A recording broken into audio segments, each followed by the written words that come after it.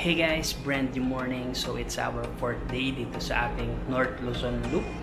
So ayun nga, no, kagabi hindi tayo nakahanap ng hotel sa Lawag. And then napunta tayo ng Paway and now nasa Bigan na tayo. So originally dapat kung nasa Lawag tayo, pupunta tayo ng Paway. And then sa kabila tayo dadaan sa side ng Abra. No? Kaya lang, yun nga, nahirapan tayong makahanap and then napadpad tayo ng Bigan.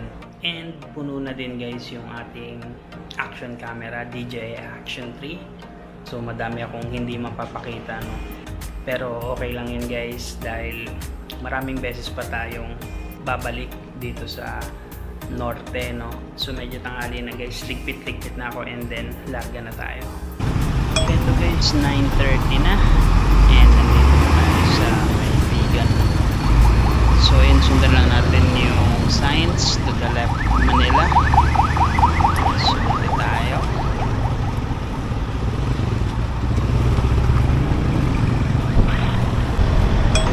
Pagas din pala tayo guys. Ayun yung arko ng Bigan sa kanan.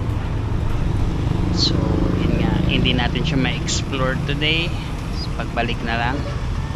Next time na lang, no? Ayun. So yung goal natin today ay makapunta ng Abra dahil never been there before. So yun na muna yung priority natin. Next time, explore natin yung Ilocos Norte and Ilocos Sur. And pagas muna tayo. 200 pesos lang muna. And guys, nakapagpagas na tayo and nandito na tayo sa Quirino Bridge. So ayan, ito yung bago, no? Yung nasa kaliwa natin, yung old one. So hindi ko alam gaano kabago to, pero I think first time ko lang din madaanan ito. May mga bikers. So syempre hindi natin papalagpasin to. Hanap tayo ng spot, makapag-drone tayo. So haba niya din. Saan kaya? Ayun, tara. Dito tayo sa Gedli, sa Tilit.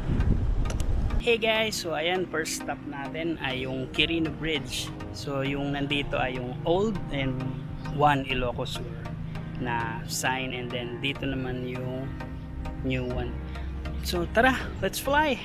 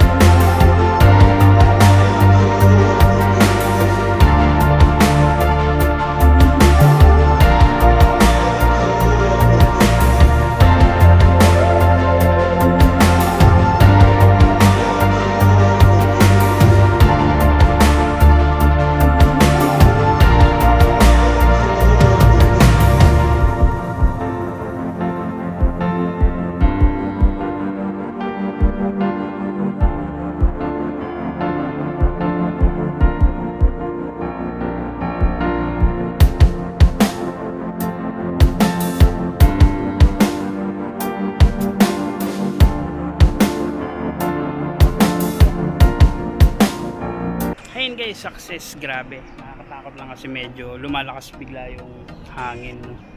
So nga pala naka-vest ako kasi dati may nabasa ako na may nahuli dahil daw walang vest. So ayun.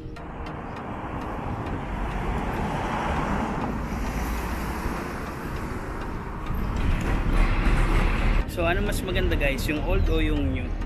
Parang mas gusto ko yung kulay ng new, pula, no? So team red tayo lagi. Pero maganda yung One Ilocos Sur, parang ang gandang statement, di ba? So okay na siguro tayo dito. Tara, next destination. Let's go.